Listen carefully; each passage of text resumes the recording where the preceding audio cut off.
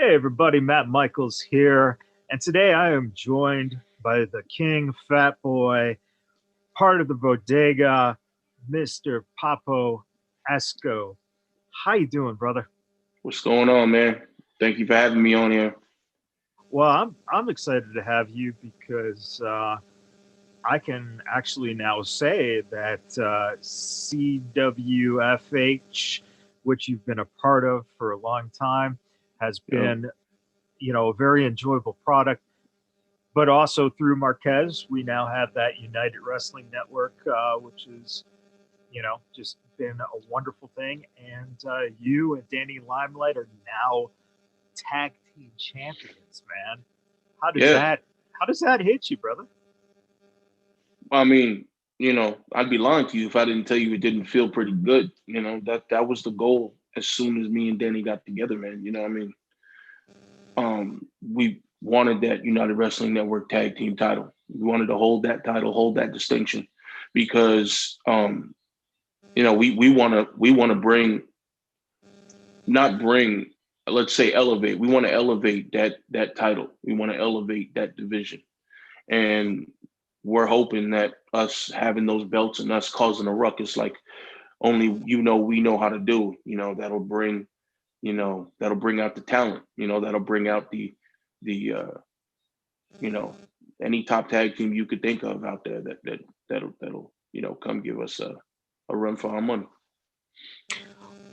What for you, um, you know, think about what got you into wrestling. What for you is the key that started your pathway towards professional wrestling?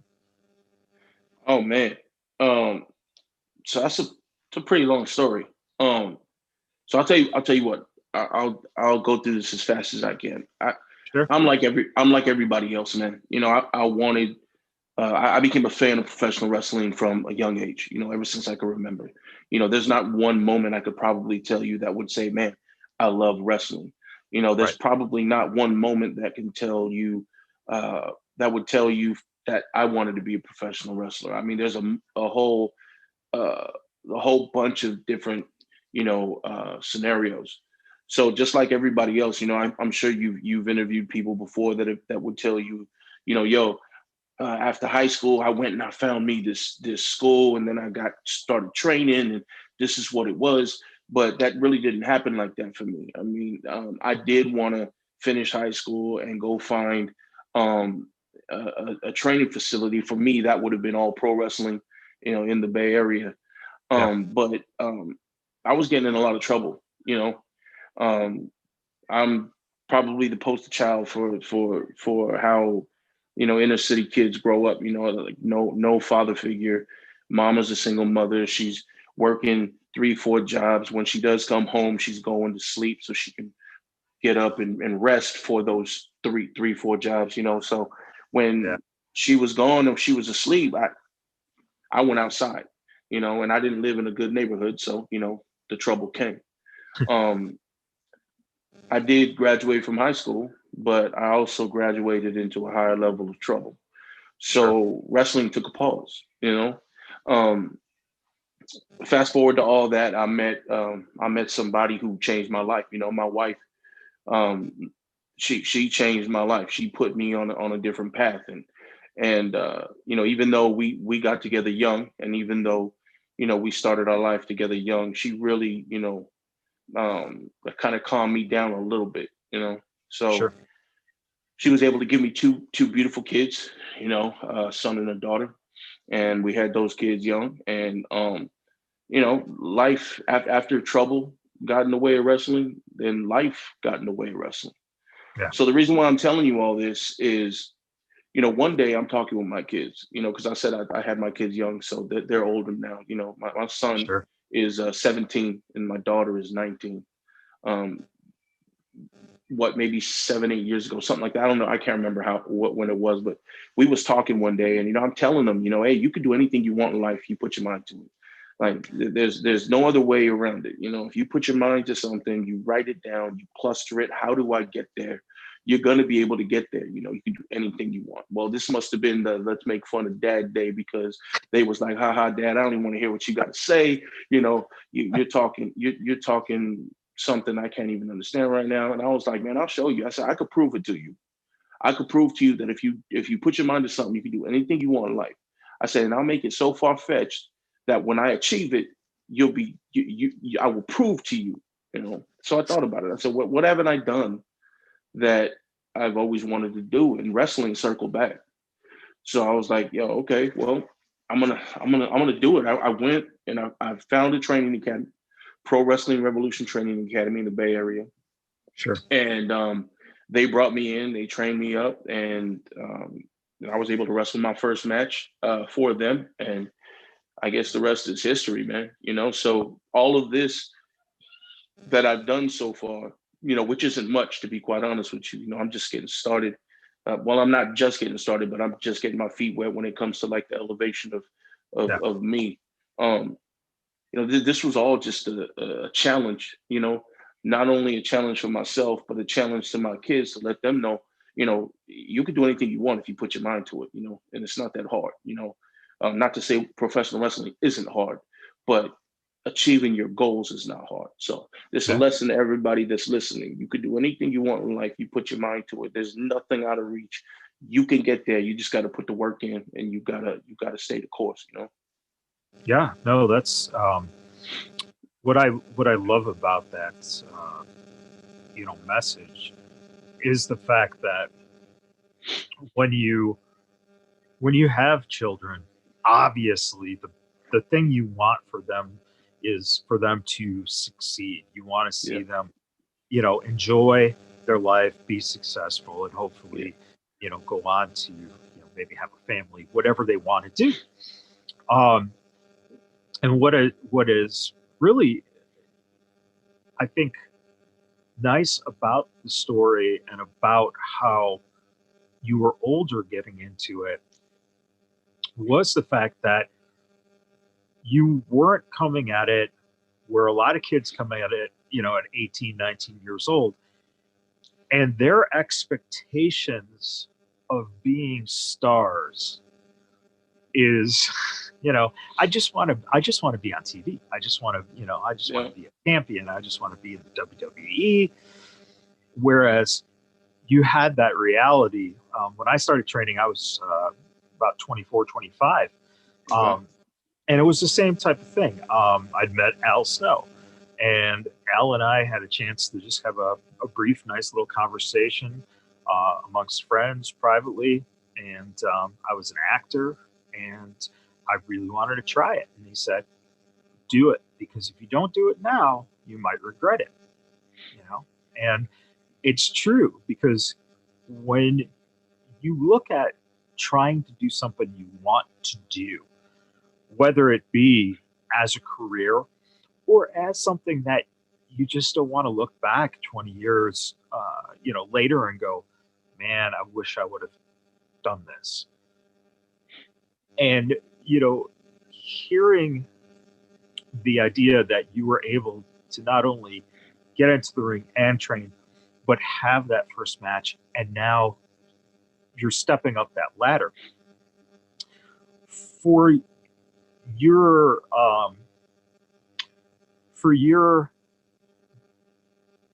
I guess perspective coming into it, being older, being a little wiser. How was it for you, to understand the psychology of things, and B, how was it on you physically? Because a lot of times when, you know, again, when kids start 18 years old, you can take a bump, but you're 25, 28, 32, you start taking those bumps and you're like, man, this is fucking killing me, man. What was it like? So, you know, I may not have started as early as most, you know, but I mean, I watch wrestling all the time, you know, even though, you know, wrestling took a back step backseat to life and troubles and whatever. That doesn't mean that I didn't turn the TV on and watch it. That doesn't mean I didn't go on YouTube and watch it. I mean, the reality is you can watch wrestling as much as you can, and you can get an idea of how it works. I liken wrestling to movies, and Mhm. you watch movies, you have a beginning, you have a middle, you have an end, you have a part where the bad guy, takes over for the good guy. You have a part where the bad guy is just on the good guy, and you feel like there's no hope left, and then at some last ditch effort, the good guy comes back, and then yeah, he wins the day. I mean, it's an easy story, and it's a story that can be told all across, all forms of entertainment, whether it be basketball, you know, um, football, soccer, movies, TV Yeah. shows, cartoons. You could find the psychology of professional wrestling, any of that, and um, it was easy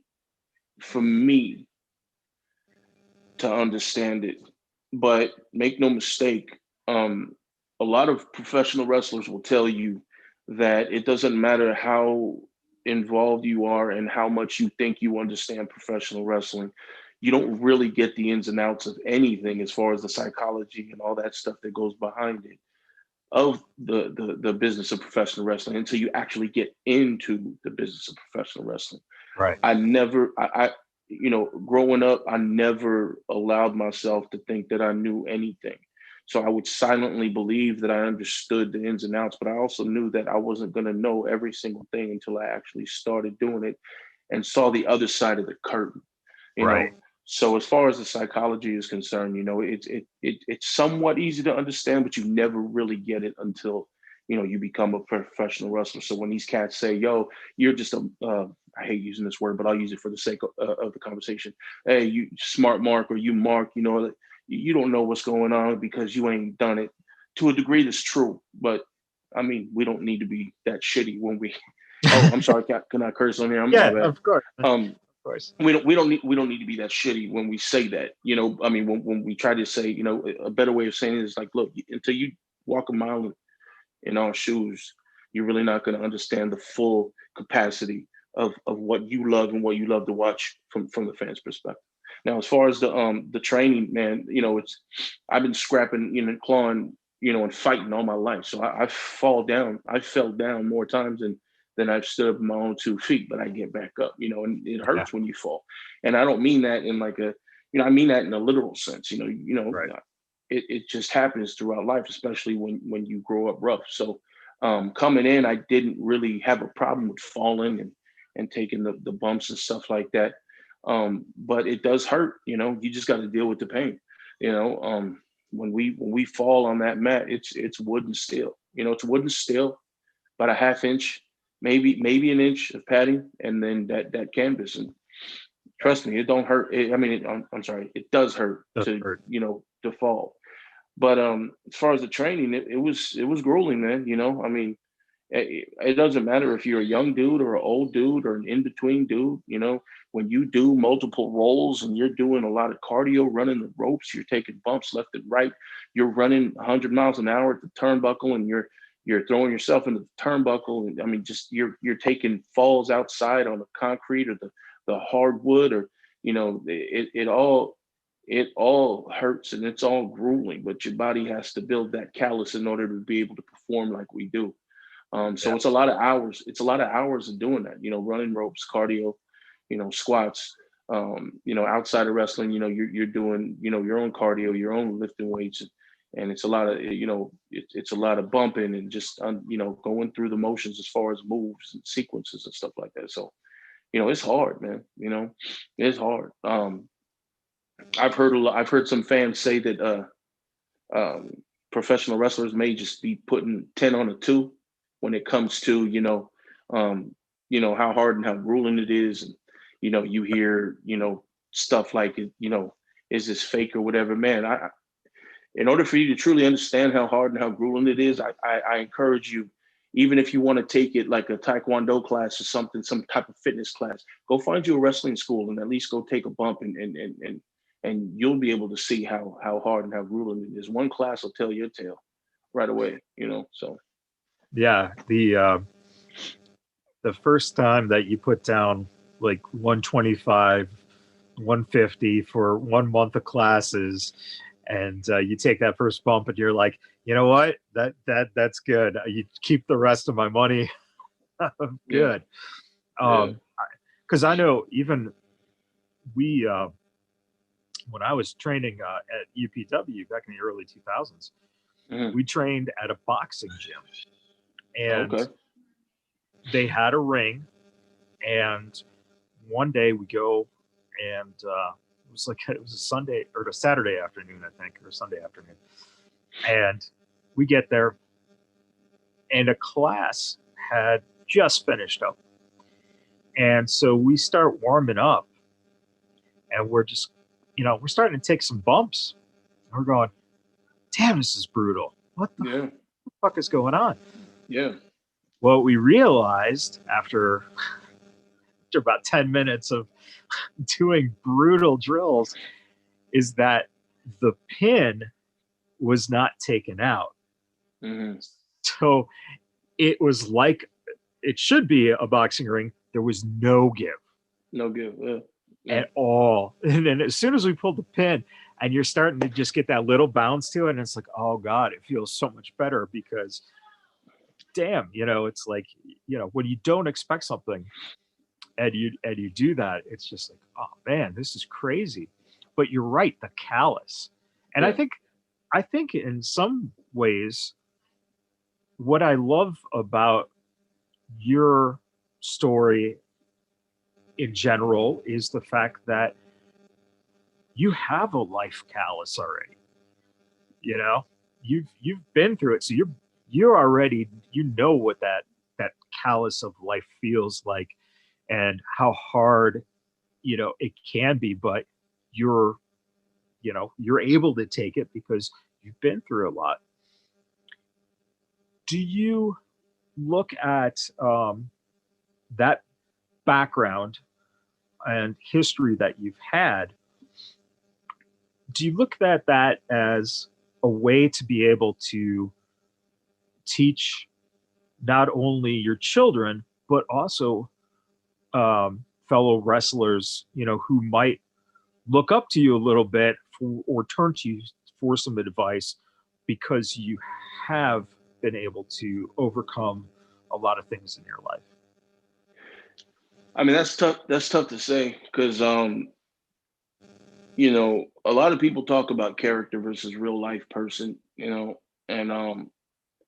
when you see Papo Esco, you only see the pissed off dude that wants to fight, and just be reckless and disrespectful on television, but Right. like any other person, a serial killer will go and kill people and just do all of these despicable, evil things, but they're still going home and playing with their child, as psycho as that sounds.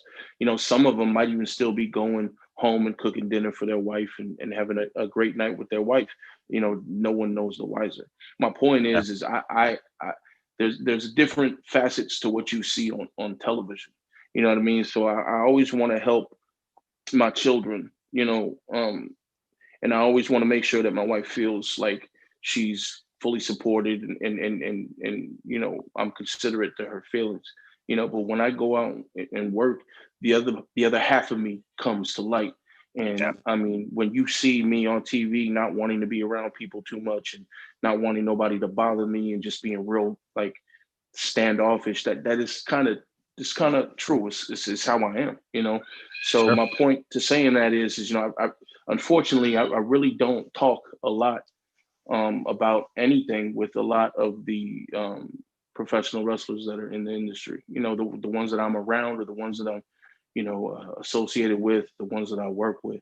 It's not to say that I don't want to. I just don't have that. I don't have that little button in me that wants me to go out and just be overly social, Right. and want to help people. I'm just there. So it's like when I come, just I'll stick to myself and they'll stick to themselves. That doesn't mean that if, look, and I'll say this for the record, that doesn't mean if any of you cats want to come talk to me, you can't come talk to me. Come talk, holler at me, man. I'll talk back, but I'm not going to go out of my way to try to help people. I'm not going to go out of my way to try to give no kind of advice, nothing like that. For the sake of what I just said, also, I don't feel like I have that right. I'm never going to feel like no kind of veteran or no kind of, person that thinks they're so above somebody that they can come to you and tell you exactly how you should be doing things, or let me give you a life lesson, kid, or come here, kid, let me teach you something. I'm just not that guy, So I wish I could tell you that I'm just some overly helpful dude, but I'm really not, man. So, my kids will tell you that I help them all the time, but that's a different facet of me, you know what I mean? So Sure. With your size, myself being a big man, I know what it's like to just carry weight around. Yeah. But have you, has it been your whole life? Or is it been something that, at a certain point you started packing on pounds, and has it been an advantage for you in terms of the idea, if someone looks at you, they pretty much go, yeah, don't fuck with that guy? Well, I'll tell you what, man. I haven't always been like I wasn't always the king fat boy. Obviously you're not born. You might be born with a little baby chubby fat, but the years go by. You eat that right up, and just like human development, right? So, I didn't really start getting, let's call it fat. I wasn't getting fat until probably after high school. I mean, like at like 18, 19, something like that, I started gaining weight. I've always felt comfortable in my own body. It didn't matter. It doesn't matter if I'm skinny as hell or if I'm fat as hell. I'm always going to be comfortable with who I am. I'm always going to be comfortable with what I look like. And I don't really look to other people for approval or anything like that. So you can like me and you cannot like me. I really don't care. As far as wrestling is concerned, I have my own lane. You understand? There's a lot of dudes that can be considered fat out here, but nobody's embracing it like me. Nobody comes to the ring wearing fat boy, king fat boy on their belly, on their gear, on their belly. Nobody's coming out there claiming to be a king fat boy. Nobody's embracing it like I am. I feel like I got my own lane, because I'll tell you what, if I went and did like everybody else, you never know. I might get lost in the shuffle. I might not, because there's 1,000. Well, there's tens of thousands, maybe. Yeah, there's tens of thousands, we'll say for the sake of the conversation, of muscle dudes that are in the gym 14 to 16 hours a day. They're taking all the vitamins they need to take, all the creatine that they want. And they're just building their muscles, and they want to look like, Greek gods, and they want to have all these feats of strength. And on the other end of the spectrum, you have these daredevils that want to, also keep their bodies nice and tight. So they're in the gym and they're in the gymnastics and all that, doing the flips and everything. And they want to go out there and wow the crowd with their flips and, daredevil feats. And then you have these dudes who are technical, and all they want to do is just envelop themselves in, the art of professional wrestling. They want to do technical things, and they want to wrap you up and tie you up in knots and just stretch you out. I'm just a dude that comes to the ring and wants to punch you. I want to put boots to you until you stop moving. You know what I mean? I want to maul you until you want to quit. And I want to do terrible things to you to make you realize that you should have never gotten in the ring with me in the first place. And I just happen to be the king fat boy. And I'm always going to be comfortable, and I'm always going to wear that fat boy proudly, and I get a lot of guys, on social media telling me that they rock with me because of that, and some of them, the majority of them are fat dudes just like me. Some of them might not be, but they take what I believe and they use it as something that they can use as fuel for their fire. You know what I mean? So, I'm in my own lane right now. I don't think nobody's doing it like me. I don't think nobody is wanting to do it like I'm doing it. And I hope by the grace of God or whatever it is you guys believe in, that I'm able to take that and elevate myself to the next level and the next level and the next level until I get where I need to go, in wrestling. So, Um, how important has it been to you that you've been able to incorporate your heritage into what you've been doing? man, I get so, some people might say that I'm doing it because, it's a gimmick and, I got to have this type of persona and I got to do things, a certain way in wrestling or whatever, man. I've always been proud of my heritage, and I've always been proud of what I am. Yeah. I'm a Latin man. I'm a Puerto Rican man. And I'm always going to be proud of that. So when I Yeah. come out to the ring with the Puerto Rican flag around my neck, like I have right now, when I have my Taino heritage on the back of my vest, when I have the Puerto Rican Scully on the side of my gear or whatever, man. I'm repping for me, and I'm repping for what I am, and I'm repping for the family that raised me up. But I'm also repping for the people, man. I mean, Yeah. not since I think it was Los Boricuas, right? Los Yeah. Boricuas with Savio Vega, and the other cats. I'm sorry, my mind is drawing a blank right now. But them cat, there was like the last like faction or set of wrestlers that actually wore, the Puerto Rican flags and actually had that type of, heritage brought to the ring. You know, um, that hasn't been done until like recently. You have Proud and Powerful, you have the Bodega, me and Danny. We come out with the flags, and we come out with all our gear decked out in Puerto Rican, heritage and um, I don't think I like it. Yeah. It makes me proud knowing that other people are proud to do what we do as proud, Boricuas, as proud Puerto Ricans. So, um, you know, to just roll it back, I don't do it because of a gimmick. This is just Right. me, giving honor and paying respect to where I came from and where my ancestors came from. Yeah. So. Um, do you think Puerto Rico is at the point where uh, they might consider statehood? I don't know, man. I don't really get into like politics, and I really don't get into that type of stuff, man. I most times I can't see past my nose, man. Like Yeah. I fly I fly by the seat of my pants in a lot of ways, man. And I really don't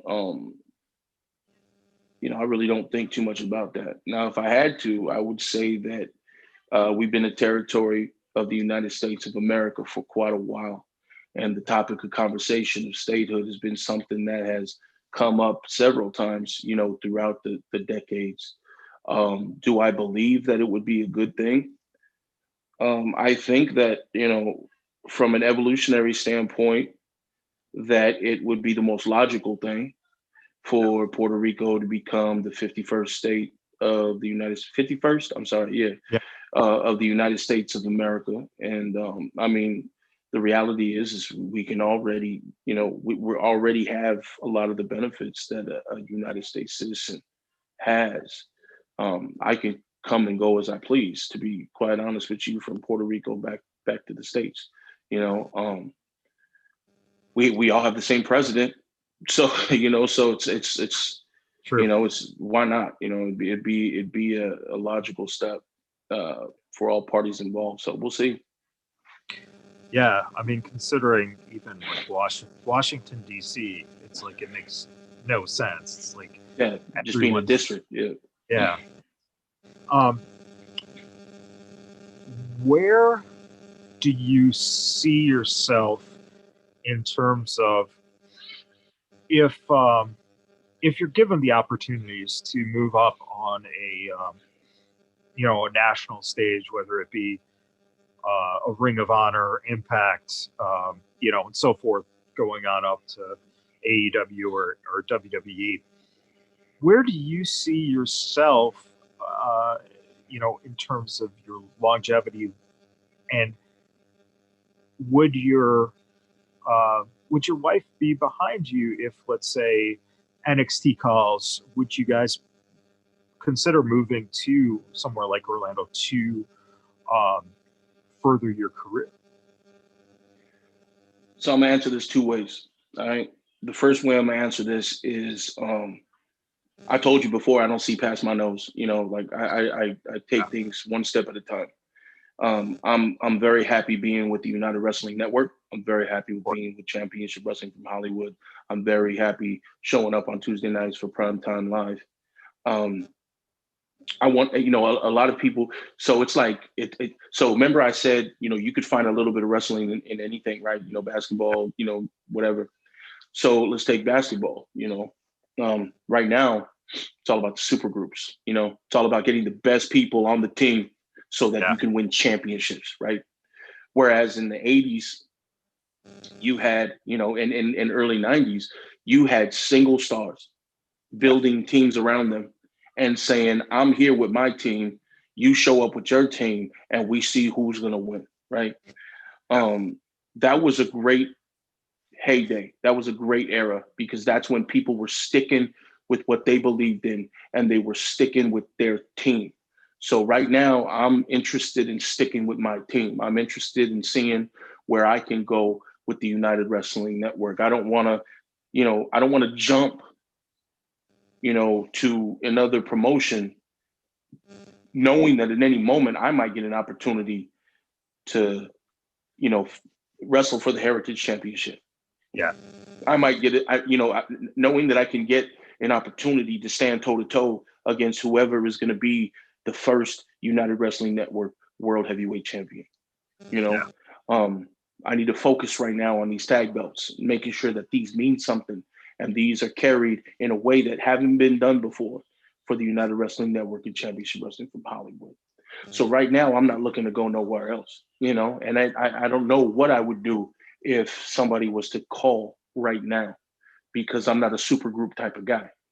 I want to build something somewhere, and really feel like United Wrestling Network is the place for me to do it.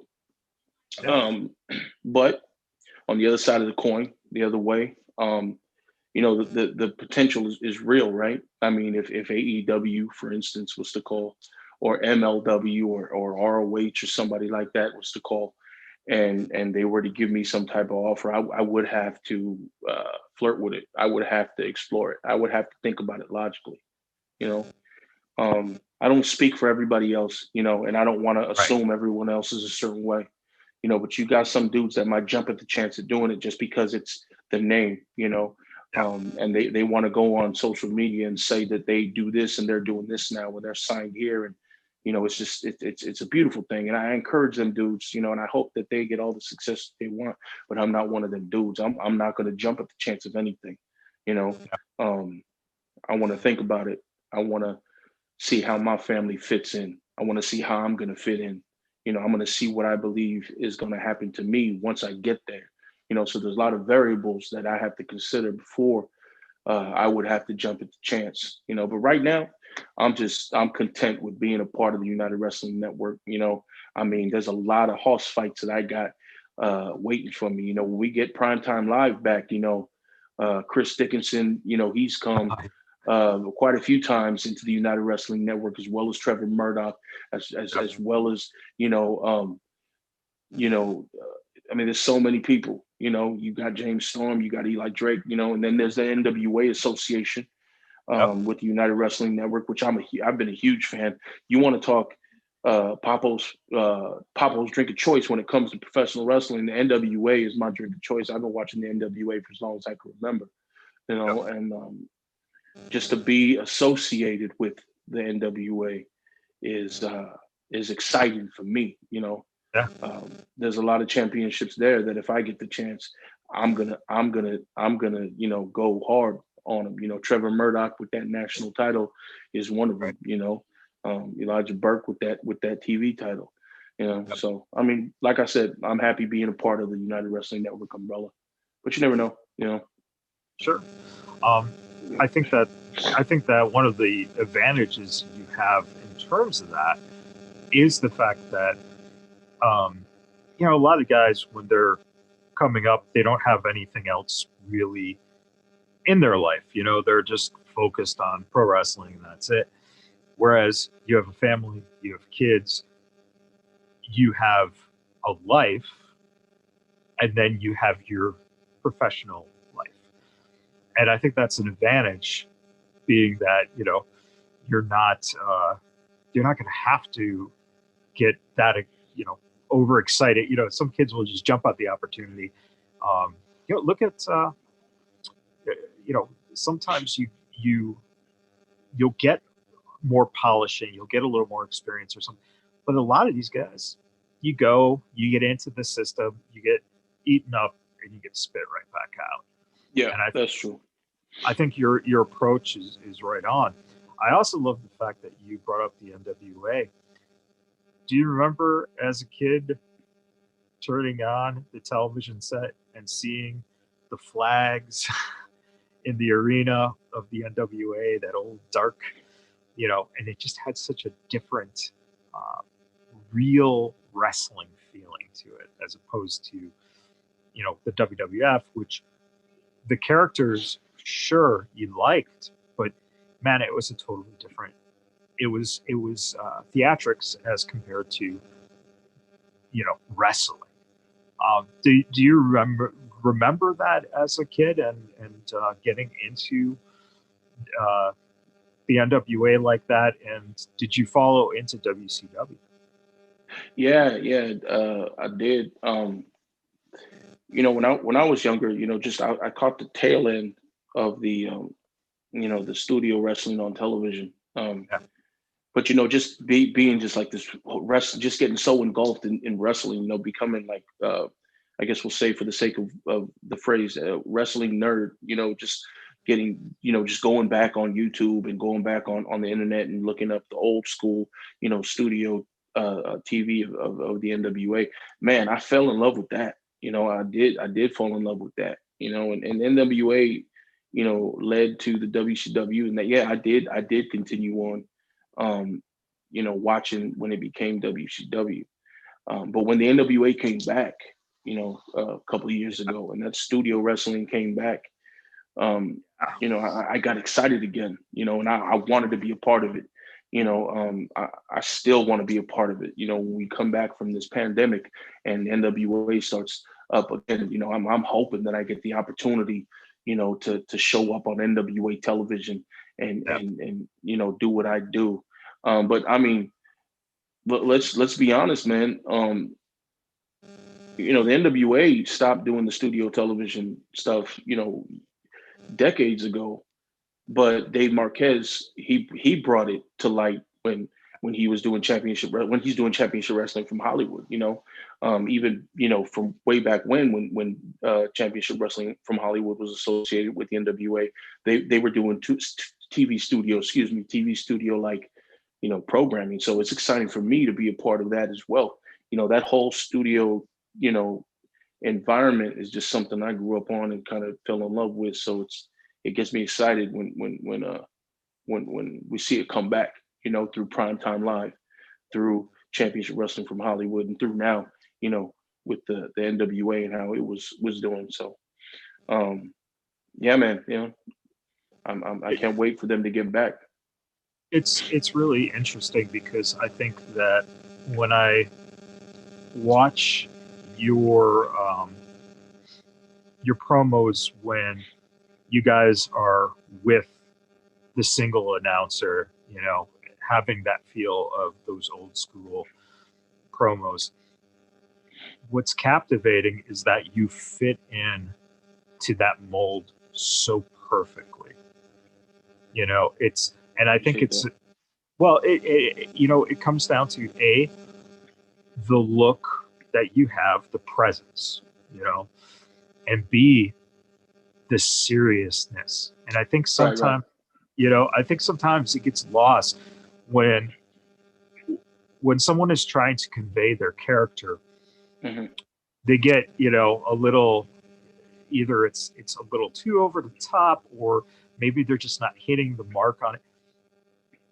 You just bring that presence of it, and it allows, when you're with Danny, it allows Danny to be Danny.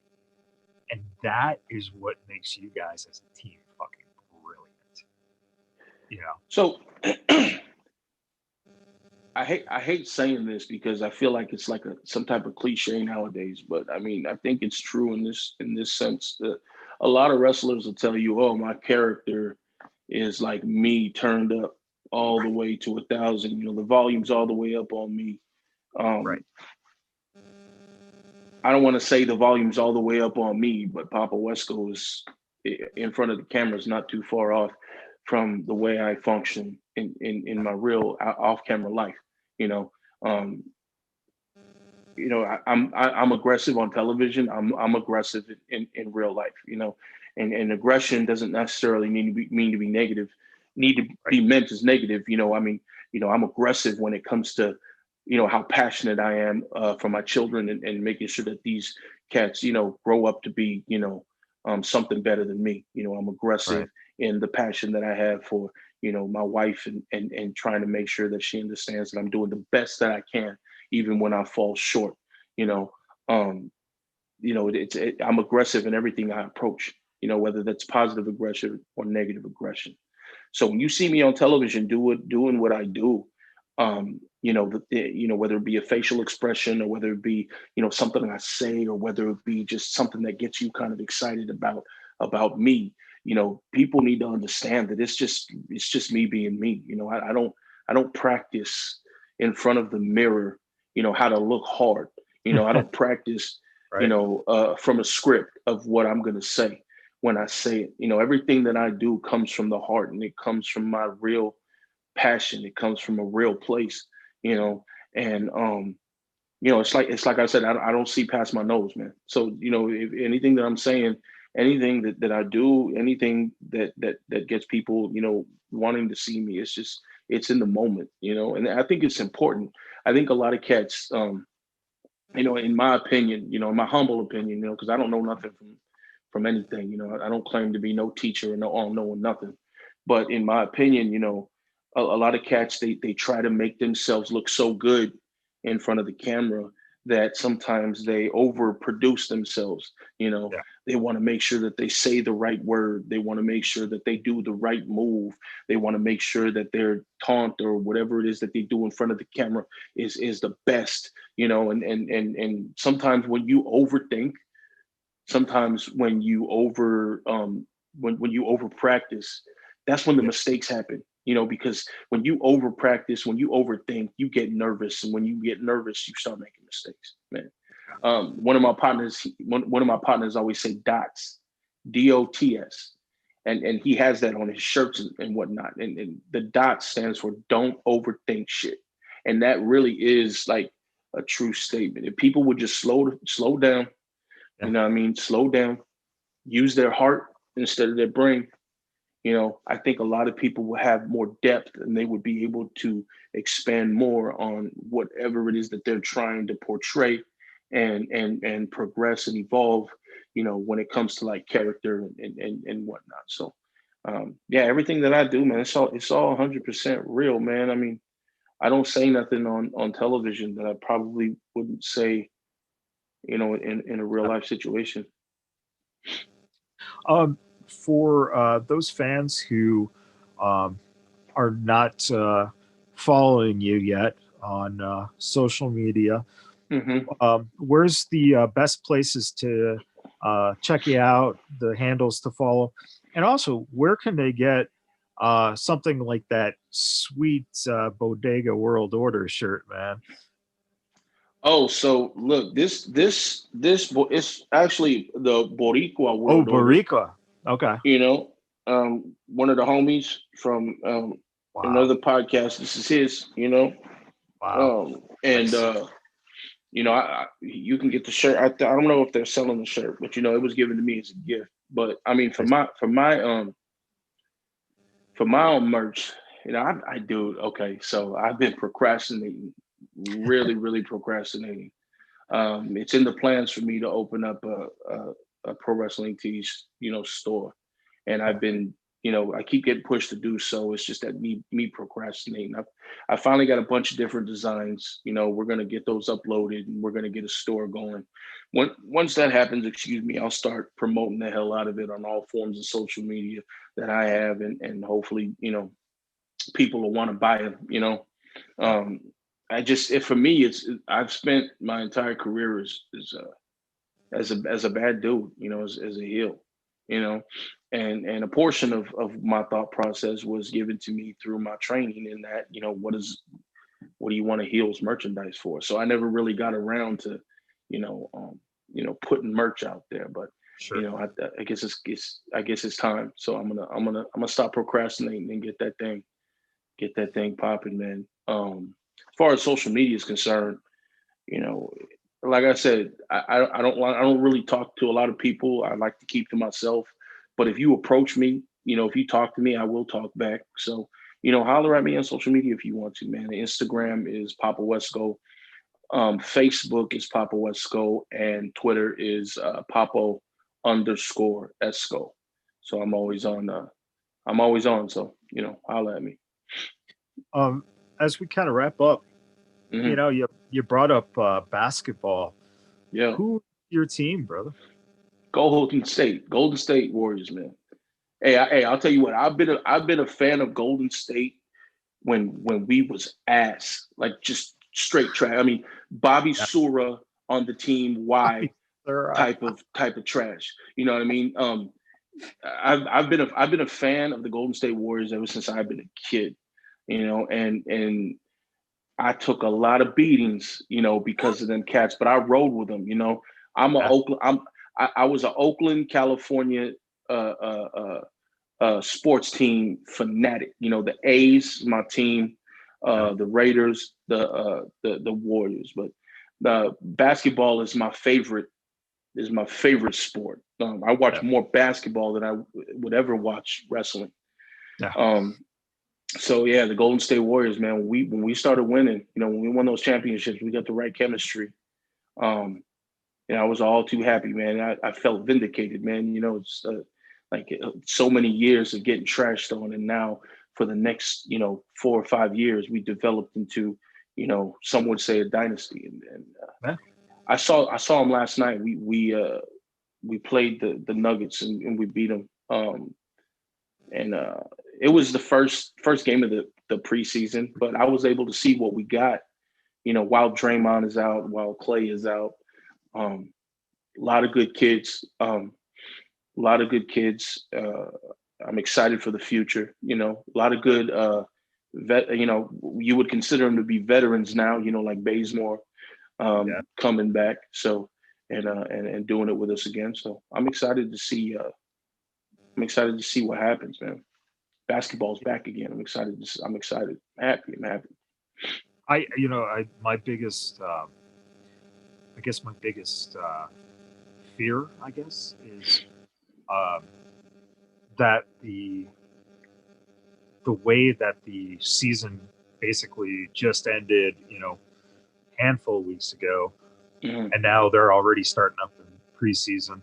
I just hope that the injury machine doesn't start, putting some of the best players, because it was really hard. Steph has been one of my favorites. Yeah. I couldn't believe when he fell in the draft to Golden State.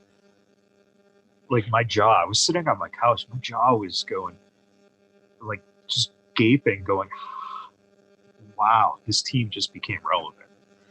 And that was before people were hyping Steph up at all. Yeah.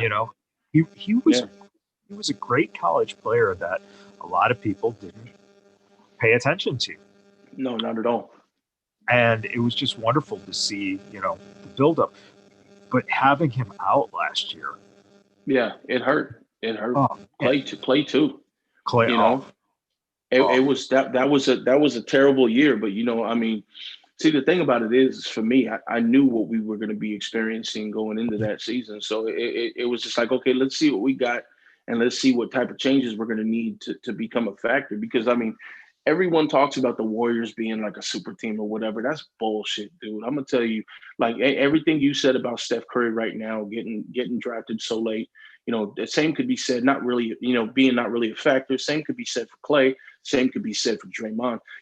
Our team was built off of, I don't want to say second-rate players, but like in the grand scheme of things, you can call them somewhat of a second-rate player. It was the right chemistry with Steve Kerr at the helm. He was able to turn us into a championship team, Yeah. and then after we became a championship team, you got guys like, Kevin Durant, who says, yo, these cats are going to be a factor for a little bit of time. So I might as well go over there and try to help them even, better themselves, Yeah. the only real like blue chip star that we've ever had on that team during that run was Kevin Durant in my mind. Yeah. Everybody else, they were developed into the elite players that they are, Yeah. whereas Kevin Durant, he came out the draft, an elite player. He Yeah. started making moves right away. So that's really the only like superstar caliber person that we've had on that team during that run. So Yeah. I think we have a different going into this season. It looks like we're not gonna be so much the splash. We're gonna be more of the, the pick and roll, Yeah. the hit the bucket, hard, attack the bucket hard type of team. But Steve Kerr, he's smart, man. He knows exactly what type of changes we need to make. So Yeah. I'm hoping this season we get an opportunity to see some playoff time. Do I Yeah. believe that we will win a championship this year? Probably not, but you never know. I mean, the stars could all be aligned and we Yeah. could win another championship this year, but I don't think so. I feel like within the next 3 or 4 years, we'll see another championship. So you ain't heard the last of the Warriors. You know what I mean? No. Oh no, man. I think that, and one of the nice things too, because I I grew up in the era where my first memories of basketball were Hmm. Magic and Bird, and then I grew up in Chicago, so I remember Jordan as a rookie, and then of course, through the championships, and I've always been a Lakers fan Hmm. because Magic was like one of my first heroes at like 6, 7 years old. It was like, oh shit. Um, what's interesting to me is that during that whole time period of the 80s and the early 90s, you didn't hear much about Golden State except Right. for like Manute Bol was there for you know a little bit, and Cup of coffee. Yeah. yeah, so they got occasionally like Chris Mullin, you get a little focus, um, but it was sad to see that basically they were crapped on for so long, and then they got competitive, and then they got really good, and it's so interesting now to see them getting crapped on again, but this time for the whole different opposite reason. Oh, they're too dominant now. When people Hmm. say shit Yeah. like that, and it's Yep. just it's fascinating to see the growth of the game and the growth of that team. And I still think to this day, the smartest thing that they ever did was hire Steve Kerr, because Yeah. oh my God, Yeah. it, it blows my mind. And you talk about a winner. Um, when the Bulls got him, I knew that something was about to happen Yeah. for the second three-peat, because when they played Cleveland, Kerr was always one of those guys that you just knew that if he got the ball and he's shooting a three, it's good. He's Yeah. doing a job. Not too many people realize that, man. Steve Kerr, when he was playing, you can tell.